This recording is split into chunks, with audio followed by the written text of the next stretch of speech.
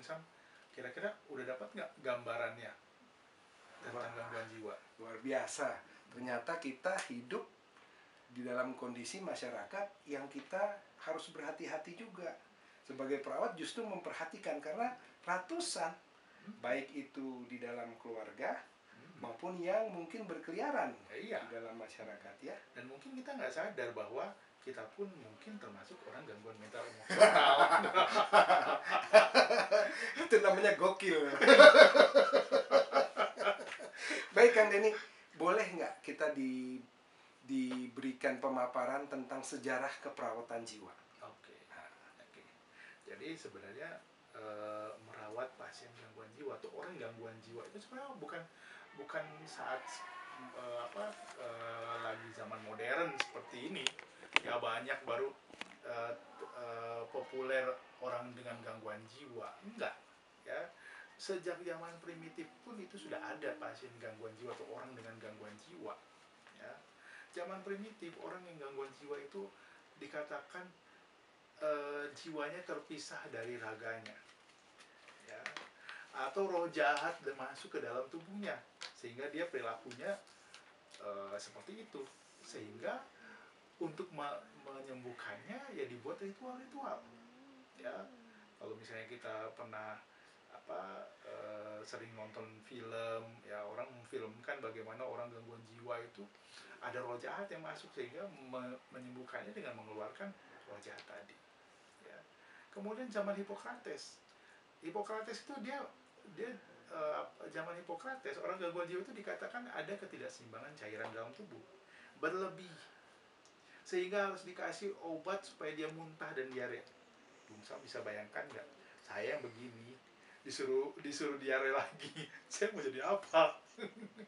Ya, sangat itulah pemikiran mereka ya, sehingga banyak orang juga yang bisa mati juga gara-gara penanganannya nggak tepat, ya.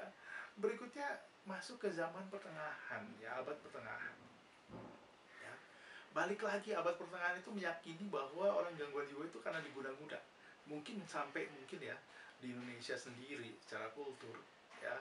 Kalau kita pergi ke daerah, saya nggak tahu kalau di daerahnya Bung Sam, ya, di Sumatera, ya, orang gangguan jiwa itu apakah memang diyakini karena diguna-guna? Banyak begitu. Iya, ya, banyak. Padahal ini zaman modern itu nilai itu masih lekat sampai sekarang gitu. Sehingga waktu di abad pertengahan bukan lagi mereka mengeluarkan, tapi justru disuruh masukin ke perahu, suruh berlayar, nanti pulang-pulang diharapkan udah sembuh, ya.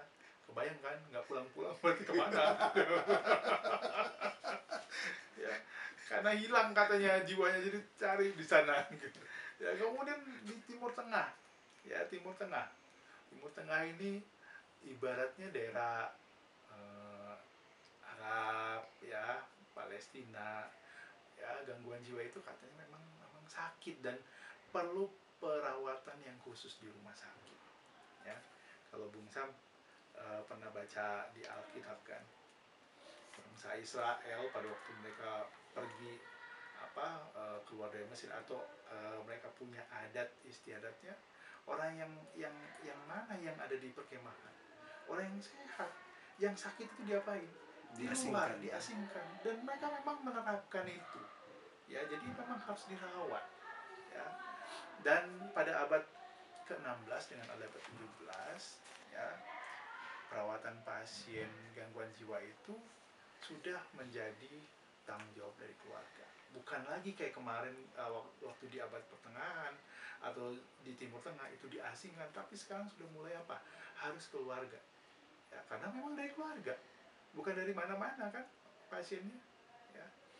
Abad ke-18 mulai dibukalah rumah sakit pertama yang merawat, ya, pasien psikiatrik atau pasien gangguan jiwa, dan pengobatan setelah perawatannya lebih manusiawi, ya, jadi lebih memanusiakan lah, ya, memanusiakan. Dan abad ke-19 ada seorang yang bernama Dorothea Dix yang mengatakan bahwa penyakit jiwa itu dapat disembuhkan dan harus ada rumah sakit pemerintah yang menyediakan sarana atau fasilitas supaya pasien ini bisa sembuh. Pada tahun 1873 atau abad ke-19 itu perawatan psikiatrik mulai dibuka, ya, dan ada Linda Richards sebagai perawat psikiatrik pertama, ya. Kemudian rumah sakit psikiatrik yang pertama juga dibuka di tahun itu, dan mereka merawat pasien itu hanya fokus kepada bagaimana menjaga supaya dia tidak keluar dari rumah sakit, ya, tanpa belum mempelajari konsep yang sekarang psikologis, ya, belum. Jadi hanya melatih menjaga aja, ya. Jadi sama seperti yang Bung Sam melihat, ya, dipasungnya dijaga, nggak kalau kelihatan kemana-mana, ya. Tahun 1913 ya, mulai maju lagi abad ke-20, ya, John Hopkins membuka sekolah perawat pertama, ya, dan dia memasukkan kurikulum keperawatan jiwa itu, pelajaran keperawatan jiwa itu ke dalam kurikulum, ya. Jadi sudah mulai dirasakan perlu nih, ya. Dan mulai dari tahun 1935 sampai sekarang ini banyak terapi-terapi terkait dengan keperawatan jiwa yang muncul, ya, sehingga ini membuat bahwa keperawatan jiwa itu sangat penting, ya. Tahun 50-an, kalau Bung Sam ingat tahun 50-an itu apa yang sih yang terjadi tahun 50-an? Atau setelah apa? Perang Dunia Kedua, setelah Perang Dunia Kedua. Ya, Perang Dunia Kedua itu banyak menyisakan trauma, ya. Anak-anak tidak ada ayahnya, istri yang tidak ada punya suami, semuanya kemiskinan, kehancuran, kehilangannya. Iya, dan itu yang membuat banyak sekali muncul pasien gangguan jiwa, sehingga kurang sekali perawat yang bisa merawat pasien-pasien seperti itu. Betul. Ya, sehingga tahun 1955 keperawatan jiwa dimasukkan ke dalam kurikulum pendidikan keperawatan. Karena apa? Kekurangan perawat yang ahli untuk merawat di kejiwaan. Kalau misalnya di medical bedah itu banyak, tapi di kejiwaan nggak ada, sehingga mulai dimasukkan, ya. Kemudian mulailah dikeluarkan satu undang-undang, ya, di Amerika, ya, yang mana undang-undang itu lebih melibatkan adanya pembuatan obat-obatan terkait dengan psikiatri, karena banyak yang tadi kita sempat bahas, ya, gara-gara Perang Dunia Kedua sehingga banyak pasien gangguan jiwa, ya. Dan tahun 90-an sampai sekarang kalau misalnya Bung Sam buka, ya, googling atau Google Scholar atau di jurnal-jurnal kesehatan, ya, penelitian-penelitian yang terkait dengan keperawatan jiwa itu udah banyak, Pak, ya. Mungkin zaman dulu mungkin banyak, sangat sedikit, tapi sekarang udah banyak.